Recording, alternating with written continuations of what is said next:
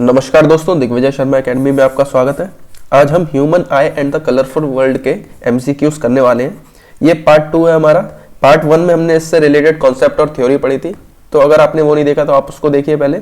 अगर आपने पहले से पढ़ रखा है, आपके इस चैप्टर पर पकड़ अच्छी है, तो इसको आप टेस्ट की तरह दे सकते हैं। तो स्टार्ट करते हैं।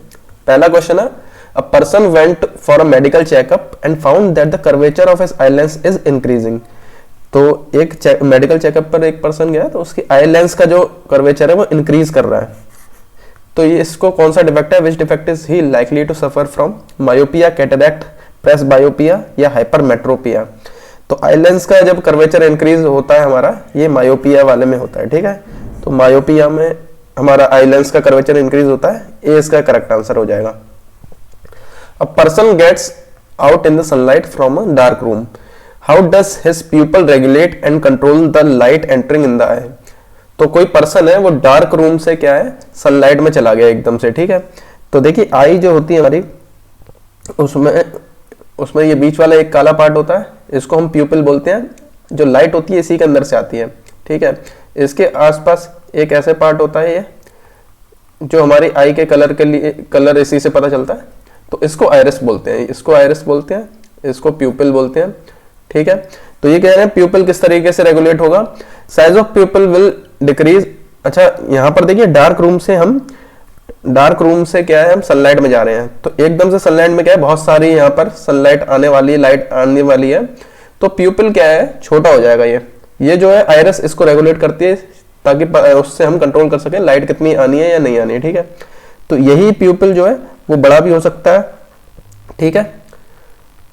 ये बड़ा तब होता है जब हमें लाइट कम आ रही है, तो ज्यादा से ज्यादा हम लाइट चाहते हैं इसके अंदर आए, ठीक है। तो यहाँ पर लाइट ज्यादा आने वाली है, इसीलिए प्यूपिल क्या है, छोटा हो जाएगा, ठीक है। तो ऑप्शन देखते हैं, size of pupil will decrease and the more light will enter the I, the size of pupil will remain the same. तो यहाँ पर देखिए प्यूपिल का साइज डिक्रीज तो होगा, लेकिन मोर लाइट नहीं आएगी, ठीक है। तो ये ऑप्शन गलत हो जाएगा। हमें लाइट कम चाहिए, क्योंकि लाइट तो वैसे ही बहुत ज्यादा आने वाली है सनलाइट में, ठीक है। Size of pupil will remain same, तो साइज ऑफ प्यूपिल सेम नहीं रहेगा।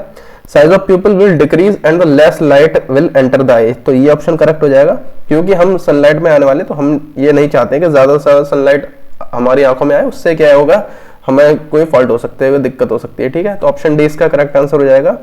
प्यूपिल का साइज डिक्रीज होगा और लेस लाइट एंटर करेगी आई में। When light rays enter the eye, the most of the refraction occur at। तो जो रिफ्रैक्शन होता है ये तब होता है जब हमारा क्या है, कोई डेंसर या रेयर, एक मीडियम से दूसरे मीडियम में जाते हैं हम, डेंसर से रेयर ऐसा करके आपने देखा होगा ये, ठीक है।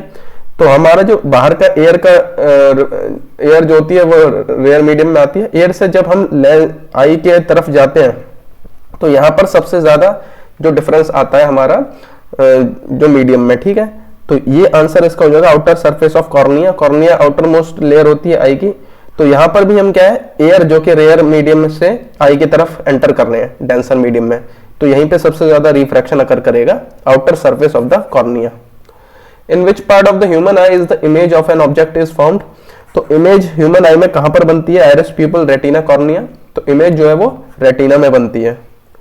The danger signal installed at the top of the tall buildings are red in color। तो danger signal को हम रेड कलर में इंस्टॉल करते हैं। These can be easily seen from a distance, ताकि दूर से देखा जा सके। Because among all the colors, red light, तो ऑप्शन देखते हैं, is scattered the most, scattered the least, absorbed most by the smoke, moves fastest in air। तो इसका आंसर हो जाएगा यहाँ पर, जो रेड कलर है वो सबसे कम स्कैटर करता है। स्कैटर का मतलब होता है बिखर जाना, ठीक है। तो दूर डिस्टेंस तक क्या, बाकी कलर स्कैटर कर जाते हैं, लेकिन रेड कलर सबसे कम स्कैटर करता है स्मोक या फॉग में, ठीक है। इसीलिए ऑप्शन बी इसका करेक्ट आंसर हो जाएगा। Which of the following phenomena of light are involve in the formation of rainbow. तो ये काफी फेमस क्वेश्चन है। रेनबो में कौन से फिनोमेना यूज किए जाते हैं? तो इसमें जो है देखिए, ये ऑप्शन बी इसका करेक्ट आंसर हो जाएगा। इसमें रिफ्रैक्शन, डिस्पर्जन और टोटल इंटरनल रिफ्लेक्शन, ये तीनों फिनोमेना काम करते हैं। ऐसे ही ये वाटर ड्रॉपलेट होती है, तो इसमें ऐसे करके लाइट एंटर करती है, और ऐसे करके, अगर आपने पीछे वीडियो देखा होगा तो आप समझ पा रहे होंगे, ये ऐसे करके जाता है। तो इसमें रिफ्रैक्शन, डिस्पर्जन के 7 कलर में डिफाइन हो जाता है, और टोटल इंटरनल रिफ्लेक्शन भी हो जाता है। यहाँ से जिस मीडियम से ये आ रहे हैं उसी मीडियम में वापस चले जाती है लाइट, ठीक है। तो ये तीनों हमारे जो प्रोसेस इसके अंदर होते हैं, ठीक है। रेनबो के फॉर्मेशन में, रिफ्रैक्शन, डिस्पर्जन और total internal reflection. A person is seeing an object closer to his eyes, what changes will take place in his eyes? तो देखिए जब कोई पर्सन पास देखता है तो क्या होता है, pupils eyes will expand, ciliary muscles will contract, ciliary muscles will relax, light ending in the eye will be more। तो देखिए जब हम पास या दूर की बात करते हैं तो प्यूपल के साइज से कोई लेना देना नहीं होता है, ना ही लाइट के एंटर करने से होता है, ठीक है। अब देखिए सिलियरी मसल्स क्या होती हैं, ऐसे ही हमारा लेंस होता है, इसके पास यहाँ पे मसल्स होती हैं ये साइड में, ठीक है। तो अगर हमें पास देखना होता है तो हम ये सिलियरी मसल्स क्या है, कॉन्ट्रैक्ट करती हैं, ये इसको दबा देती हैं, ठीक है। तो उससे क्या होता है, ठीक है, पास का दिखना होता है तो ये कॉन्ट्रैक्ट कर देते हैं, ये आई लेंस हमारा ऐसा हो जाता है, हम पास को देखने में दिक्कत नहीं होती है, ठीक है। और रिलैक्स जब कर देते हैं तो ये क्या है, दूर का देखने के लिए आसान हो जाता है, ठीक है। इसीलिए आपने देखा होगा जब हम कोई चीज पास देखते हैं तो हमारी आंखों में कॉन्ट्रैक्शन जैसा होता है, स्ट्रेन पड़ता है, ठीक है। तो यहाँ पर क्या होगा, a person is seeing object closer, तो ये पास देख रहा है जब, तो उसको क्या करना होगा, सिलियरी मसल्स को कॉन्ट्रैक्ट करना होगा, ठीक है। ऑप्शन बी इसका करेक्ट आंसर हो जाएगा। The splitting of white light into different colours on passing through a prism is, तो जब व्हाइट लाइट को प्रिज्म से पास किया जाता है, ठीक है, तो वो क्या है, डिफरेंट कलर्स में यहाँ पर वेबग्योर जो होते हैं सारे कलर्स में 7 कलर्स में हो जाता है, स्प्लिट हो जाता है। तो इस प्रोसेस को क्या बोलते हैं, रिफ्लेक्शन, रिफ्रैक्शन, डिस्पर्जन या स्कैटरिंग। तो ये होता है डिस्पर्जन, ठीक है। The deflection of light bye minute particles and molecules of the atmosphere in all direction is called, तो जब जो डिफ्लेक्शन होता है लाइट का माइन्यूट पार्टिकल्स के थ्रू एटमॉस्फेयर में, इसको क्या बोलते हैं, डिस्पर्जन, स्कैटरिंग, इंटरफेरेंस या टिंडल इफेक्ट, तो इसको बोलते हैं हम स्कैटरिंग। स्कैटर का मतलब ही होता है बिखर जाना है, ठीक है। Which of the following phenomena contributes significantly to the reddish appearance of the sun at sunrise and sunset? तो ये मैंने पिछले वीडियो में बताया था, जितने भी कलर से रिलेटेड फिनोमेना होते हैं उसमें ये हमारा क्या है, स्कैटरिंग आ जाता है, ठीक है। डिस्पर्जन क्या होता है, 7 कलर्स में जब बढ़ जाना, ठीक है। और कोई भी पोजीशन से रिलेटेड होता है वो एटमॉस्फेरिक रिफ्रैक्शन में आता है, ठीक है। तो यहाँ पर क्या रेडिश कलर की बात की गई है, जो सनराइज और सनसेट के टाइम क्या होता है, सनराइज और सनसेट के टाइम जो बाकी कलर्स क्या है वो स्कैटर हो जाते हैं, बिखर जाते हैं, लेकिन रेड कलर क्या है, सबसे कम स्कैटर होता है, इसीलिए वही हमको दिखाई देता है। और यहाँ पर क्या है, डिस्टेंस सबसे ज्यादा होती है, ठीक है, सन की और सनसेट और सनराइज के टाइम पे, ठीक है। इसीलिए क्या है, यहाँ पर बाकी कलर स्कैटर हो जाते हैं दूर डिस्टेंस में और रेड ही हमें नजर आता है। Twinkling of stars due to atmospheric, तो ट्विंकलिंग ऑफ स्टार्स में क्या होता है, आपका एटमॉस्फेरिक रिफ्रैक्शन होता है यहाँ पर, ठीक है। Refraction of light by different layers of varying refractive indexes, तो यहाँ पर क्या एयर की अलग अलग लेयर्स होती है, उनकी अलग अलग रिफ्रैक्टिव इंडेक्सेस होती है, अलग अलग डेंसिटी होती है, ठीक है। तो यहाँ पर एटमॉस्फेरिक रिफ्रैक्शन होता है, ठीक है। कोई स्टार कभी आपको कहीं पर नजर आता है, इसके पूरी डिटेल मैंने पिछले वीडियो में बता रखी है, तो आप उसको देख सकते हैं। ऑप्शन बी इसका करेक्ट आंसर हो जाएगा। ट्विंकलिंग ऑफ स्टार्स में क्या है, पोजीशन की बात आ रही है, कभी स्टार यहाँ नजर आएगा, कभी यहाँ पे आपको, कभी उसकी लाइट ज्यादा नजर आएगी, कभी कम नजर आएगी, ठीक है। तो कभी ब्राइट नजर आएगा, कभी फेड नजर आएगा, इसी चीज को ट्विंकलिंग कहते हैं, टिमटिमाना, ठीक है। तो करेक्ट आंसर हमारा ऑप्शन बी होने वाला है। अगर आपको ये चीज समझ नहीं आ रही है तो कम से कम इतना तो आपको ध्यान रखना ही है कि ट्विंकलिंग ऑफ स्टार्स जो है वो एटमॉस्फेरिक रिफ्रैक्शन की वजह से होता है, ठीक है। When white light enters a prism, it gets splits into in constituent colors, तो वो मैंने बताया अभी, व्हाइट लाइट जब भी व्हाइट लाइट जब भी प्रिज्म में एंटर करती है तो ये 7 कलर्स में अलग अलग हो जाती है, ठीक है। This is due to different refractive index of different wavelength of each colour, each colour has a same velocity, तो हर कलर की सेम वेलोसिटी नहीं होती है। Prism material has high density, तो इसका इससे कोई लेना देना नहीं है। स्कैटरिंग का यहाँ पर नहीं होता है, स्कैटर मतलब बिखर जाना होता है, ठीक है। तो ये 7 कलर्स में इसलिए हमारा अलग अलग हो जाता है क्योंकि डिफरेंट रिफ्रैक्टिव इंडेक्स होते हैं अलग अलग कलर के, ठीक है, उनकी अलग अलग वेवलेंथ होती हैं, इसीलिए क्या है, कोई कम डिफ्लेक्ट होता है, कोई ज्यादा डिफ्लेक्ट हो जाता है, इसीलिए व्हाइट लाइट जो है 7 कलर्स में हमारी क्या है, ये स्प्लिट हो जाती है। तो ऑप्शन ए इसका करेक्ट आंसर हो जाएगा। When a white light enters a glass prism from air, the angle of deviation is least for, तो ये आपने अगर ये वाला डायग्राम देखा होगा, ठीक है, तो इसमें क्या होता है, ऐसे करके ये व्हाइट लाइट एंटर करती है और ये ऐसे करके चला जाता है, तो ये जो कलर्स होते हैं वो ऐसे ऐसे करके अलग अलग आपने देखे होंगे। तो आपने ये देखा होगा सबसे जो ऊपर होता है वो रेड होता है, सबसे नीचे जो होता है वो वायलेट होता है, अगर आपको याद होगा तो इससे क्या पता चलता है, उसको जाना ऐसे था लेकिन वो डिफ्लेक्ट हो गया ऐसे, ठीक है। तो जो सबसे कम डिफ्लेक्ट हुआ है वो रेड है और ये देखिए इस वाले अगर पाथ से हम कंपेयर करते हैं तो सबसे ज्यादा डिफ्लेक्ट कौन सा हुआ है, ये वायलेट है। तो यहाँ पर क्या पूछा गया है, सबसे कम कौन सा डेविएट होता है अपने पास से, तो वो रेड कलर होता है, ठीक है, option D. Which option justifies that the sun appears red at sunrise and sunset, तो ये यहाँ पर ऑप्शन देखते हैं, रेड स्कैटर्स हाईएस्ट, तो रेड सबसे कम स्कैटर होता है, ये शायद क्वेश्चन रिपीट हो गया, ठीक है। Distance between the sun and the earth reduces, तो सन यहाँ पर सन और अर्थ के बीच में डिस्टेंस रिड्यूस नहीं होता है, ठीक है, मैक्सिमम होता है सनराइज और सनसेट के टाइम पे। तो red has high wavelength so it travels longer distance, तो ये करेक्ट आंसर हो जाएगा। उसी क्वेश्चन का थोड़ा अलग फॉर्म है ये, ठीक है। रेड जो है उसकी सबसे ज्यादा वेवलेंथ होती है, इसकी वजह से क्या है, ये ज्यादा डिस्टेंस तक ट्रेवल करता है, हमें ज्यादा दूर तक नजर आता है, ठीक है। White light disperse into 7 colours, only red enters the atmosphere, तो ऐसा कुछ नहीं होता, ठीक है।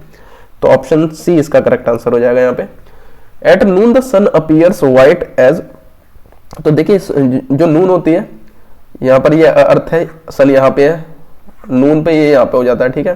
तो नून में क्या होता है, इसका डिस्टेंस सबसे कम होता है, जितने दूर होगा उतने ही ज्यादा स्कैटरिंग होगी, तो यहाँ पर ज्यादा स्कैटरिंग हो जाती है तो बाकी कलर स्कैटर हो जाते हैं, ठीक है। अब यहाँ पर क्या है, स्कैटरिंग सबसे कम होती है, तो light is least scattered, distance कम है इसीलिए यहाँ पर सबसे कम स्कैटरिंग होती है, ठीक है। ऐसा नहीं होगा कि सारे ये स्कैटर हो जाते हैं व्हाइट कलर, ये नहीं होगा, ये ऑप्शन गलत हो जाएगा, लाइट की स्कैटरिंग सबसे कम होती है, ठीक है। The student sitting on the last bench can read the letters written on the blackboard, but it is not able to read the letters written in his textbook. तो देखिए ब्लैक बोर्ड पे क्या लिखा है वो तो स्टूडेंट देख पा रहा है, लेकिन बुक में क्या लिखा है वो नहीं देख पा रहा है। इससे क्या पता चल रहा है, वो दूर का तो देख पा रहा है लेकिन पास का नहीं देख पा रहा है, ठीक है। तो इससे क्या पता चलता है, near point of his I has receded away, near point of the I has come closer, far point of the I has come closer, far point of the I has receded away. देखिए far point की तो बात ही नहीं है, text book में देखने में दिक्कत हो रही है, तो जो भी प्रॉब्लम है वो नियर पॉइंट से है, ठीक है। अब देखिए नियर पॉइंट का क्या होता है, 25 सेंटीमीटर जो होती है, अगर यहाँ पे आई है तो 25 सेंटीमीटर जो होता है मिनिमम डिस्टेंस होता है, ठीक है। इससे पास अगर आप ऑब्जेक्ट रख दोगे तो आंखों में वैसे ही दिक्कत होने वाली है, तो मिनिमम इतने डिस्टेंस तक तो नॉर्मल होता है।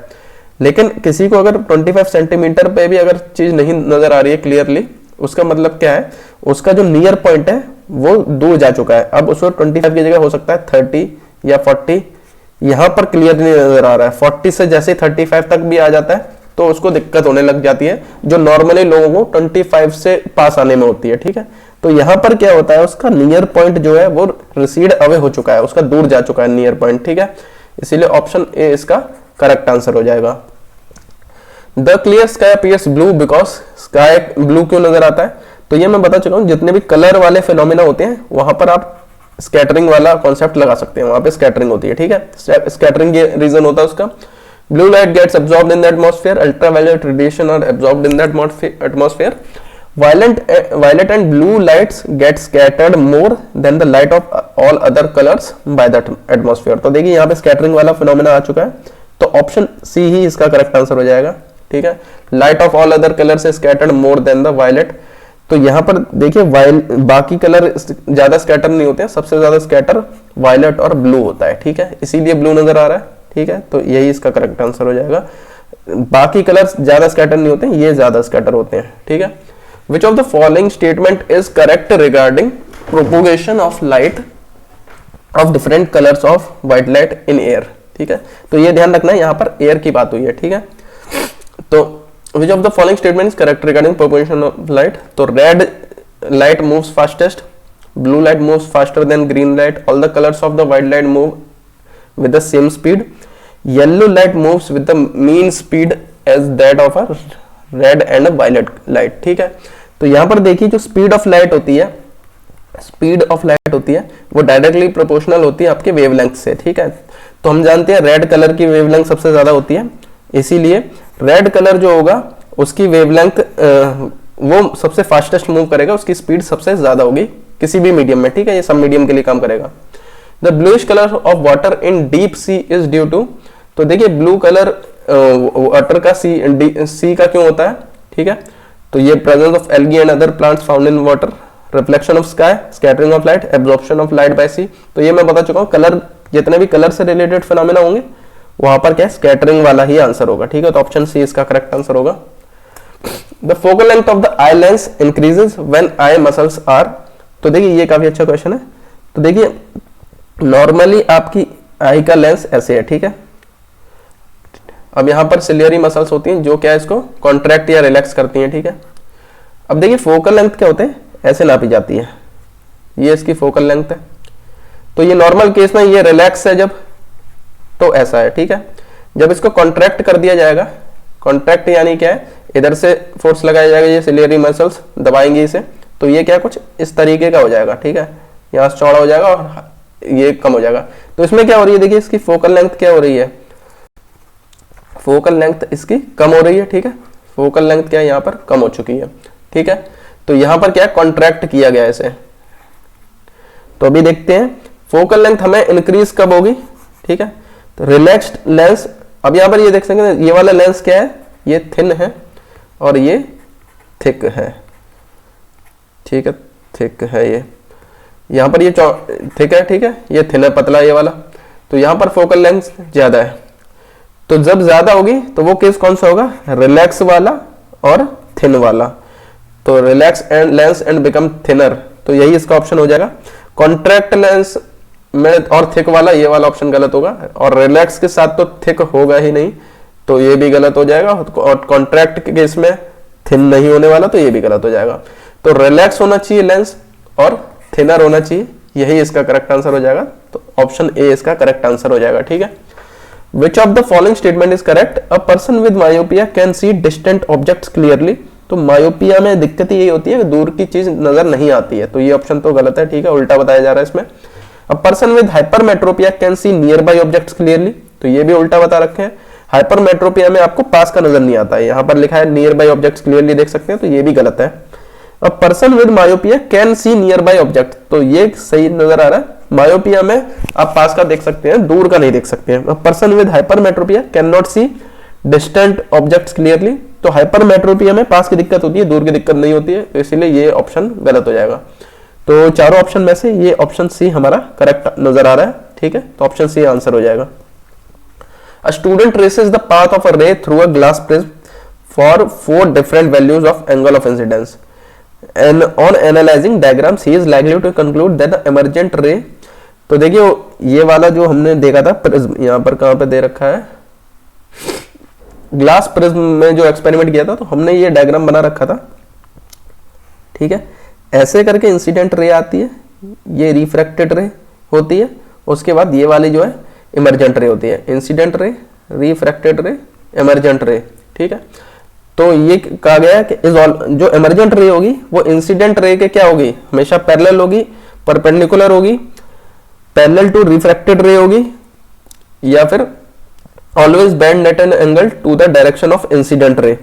तो इमरजेंट रे देखिए यहाँ पर एक एंगल, इसको अगर आगे बढ़ाता हूं इन दोनों को, तो ये मिल रहे हैं, एक एंगल पर मिल रहे हैं, ठीक है। 90 डिग्री यहाँ पर नहीं हो रहा है, ना ही 90 डिग्री, ना ही परपेंडिकुलर हो रहे हैं, ना पैरेलल हो रहे हैं, ना परपेंडिकुलर हो रहे हैं, ठीक है। रिफ्रैक्टेड से भी ये पैरेलल नहीं हो रहा है, ठीक है।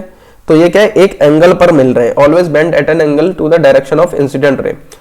अब देखिए बहुत से लोगों को पैरेलल लग रहा होगा, ठीक है, पैरेलल लग रहा होगा, उनके दिमाग में आ रहा होगा। तो पैरेलल कब होता है, ये देखिए ये होता है पैरेलल जब हम ग्लास प्रिज्म की बात करते हैं, इसको क्या बोलते हैं, ग्लास प्रिज्म। रिफ्रैक्शन जब हम पढ़ते हैं तो इसी के ऊपर पढ़ते हैं, ठीक है, ग्लास स्लैब, ठीक है, ग्लास प्रिज्म नहीं ग्लास स्लैब।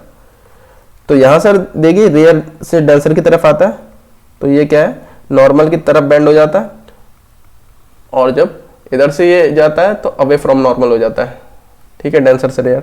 तो यहां पर अगर इस इंसिडेंट और इस इमरजेंट को देखेंगे तो ये वाले पैरेलल होते हैं हमेशा, ठीक है। तो ग्लास स्लैब जब आएगा तब पैरेलल होगा, लेकिन ये ध्यान रखना अगर यहाँ पे प्रिज्म लिखा होगा तो पैरेलल नहीं होगा, यहाँ पर क्या हो जाएगा, फिर ये एक एंगल पे हो जाएगा, कोई पर्टिकुलर, कोई परपेंडिकुलर या पैरेलल नहीं है, कोई भी एंगल होगा, ठीक है। Reason behind the advance sunrise and delayed sunset, तो देखिए यहाँ पर कलर की बात नहीं हो रही है, सनराइज एडवांस हो जाता है और सनसेट डिले हो जाता है, इसकी बात हो रही है। तो जो टाइमिंग, ये यहाँ पर पोजीशन से रिलेटेड चीज होती है, ये मैं बता चुका हूँ, पोजीशन वाली उसमें एटमॉस्फेरिक रिफ्रैक्शन आता है, ठीक है, ऑप्शन ए। और जितना कलर वाला होता है उसमें स्कैटरिंग आता है, ठीक है, ब्लू कलर जो हमारा स्काई का है, या फिर सनराइज या सनसेट के टाइम पे रेड कलर जो होता है उनमें स्कैटरिंग होगा। लेकिन यहाँ पे जल्दी हो रहा है देर हो रहा है, ये क्या है उसकी पोजीशन पे डिपेंड कर रहा है, तो यहाँ पर एटमॉस्फेरिक रिफ्रैक्शन होगा। ठीक है, ट्विंकलिंग ऑफ स्टार्स में भी पोजीशन की बात होती है, इसलिए वहां पे भी एटमॉस्फेरिक रिफ्रैक्शन हो जाता है। Type of lens used in correction of myopia, तो ये काफी फेमस क्वेश्चन है। मायोपिया में क्या है, हम कॉनकेव लेंस का यूज करते हैं। ठीक है, ऑप्शन बी इसका करेक्ट आंसर है। हाइपरमेट्रोपिया में कौन सा लेंस यूज करते हैं, type of lens used in correction of hypermetropia, तो ये होता है कॉन्वेक्स लेंस। तो ये तो क्वेश्चन भूलना ही नहीं है बिल्कुल। ठीक है, मायोपिया में arise due to excessive curvature of eye lens, myopia होने के चांस कब होते हैं, क्या कॉजेज होते हैं इसके, excessive curvature of eye lens, elongation of eye ball, both A and B, none of this. तो इसका answer both A and B होगा। इसका कर्वेचर जब बढ़ जाता है लेंस का या आई बॉल की इलोंगेट हो जाती है तभी क्या होता है, मायोपिया होता है। अ dark muscular membrane which control size of प्यूपिल, तो ये मैंने बता चुका है, ये प्यूपिल होता है, इसके आसपास ये हमारे आइरिस होता है। तो प्यूपिल के साइज को जो कंट्रोल करती है उसको बोलते हैं हम आइरिस। तो आइरिस कंट्रोल करती है size of प्यूपिल। The least distance of distinct vision for normal I is, तो जो सबसे जो मिनिमम डिस्टेंस है जहां तक हम आसानी से देख सकते हैं बिना स्ट्रेन दिए आंखों को, तो वो होता है, उसे least distance of distinct vision बोलते हैं। तो ये होता है 25 centimetre. Farthest point of normal eye, जो फारदेस्ट पॉइंट होता है नॉर्मल आई का, जो जितना दूर से दूर हम देख सकते हैं वो होता है इनफाइनाइट। ठीक है, इन्फिनिटी इसका आंसर है। Crystalline lens of people at old age becomes milky and cloudy, this condition is called, तो जो लेंस होता है वो क्लाउडी हो जाता है, धुंधला हो जाता है। ठीक है, जो ओल्ड एज पीपल होते हैं तो इसकी वजह से उन्हें देखने में दिक्कत होती है। तो इस कंडीशन को क्या बोलते हैं, इस कंडीशन को हम बोलते हैं कैटरैक्ट। ये सर्जरी से ठीक किया जा सकता है। ठीक है, बायफोकल लेंस का हम यूज कब करते हैं, तो बायफोकल लेंस में क्या है, दो लेंस लगे होते हैं, ऊपर कॉनकेव नीचे कॉन्वेक्स, तो इन्हें पास का दूर का दोनों ही नहीं दिखाई देता है। तो ये जो कंडीशन होती है ये हमारी प्रेस बायोपिया होती है। ठीक है, ऑप्शन डी इसका आंसर हो जाएगा। तो हमारे क्वेश्चन सारे खत्म हो चुके हैं। अगर आपको वीडियो पसंद आए तो वीडियो को लाइक कीजिए। अगर आप एंड तक बने रहे तो आपका बहुत बहुत थैंक यू। अगर आपको AES PRT की तैयारी कर रहे हैं और सैंपल पेपर देना है जिससे कि आप अपनी तैयारी चेक कर सकते हैं, तो आप चैनल पर जाकर जरूर चेकआउट कीजिए। अगर आप इससे रिलेटेड कोई भी PPT डाउनलोड करना चाहते हैं हमारे चैनल से रिलेटेड, तो दिग्विजय शर्मा एकेडमी के टेलीग्राम चैनल पर जाइए, वहां पर आप PPT डाउनलोड कर सकते हैं। अगर आप ऐसे ही साइंस के किसी और चैप्टर को करना चाहते हैं, मैंने साइंस के सारे NCERT चैप्टर्स करा रखे हैं ज्यादातर, और जल्दी ही सारे खत्म होने वाले हैं 9th और 10th के, तो आप प्लेलिस्ट सेक्शन में जाकर AES PRT की साइंस देख सकते हैं, जिसमें सारे के सारे चैप्टर्स आपको ऐसे थ्योरी और MCQ दोनों करा रखे हैं मैंने। ठीक है, अगर आप AES PRT की सीरियसली तैयारी कर रहे हैं तो दिग्विजय शर्मा एकेडमी को सब्सक्राइब कर सकते हैं आप डेली क्लासेस के लिए। यहाँ पर मैं खाली AES PRT की तैयारी करा रहा हूँ, किसी और एग्जाम को इसमें मिक्स नहीं हो रहा है। तो आप खाली अगर AES PRT की डेडिकेटेड तैयारी करना चाहते हैं तो चैनल से जरूर जुड़िए। मिलते हैं हम अगले वीडियो में।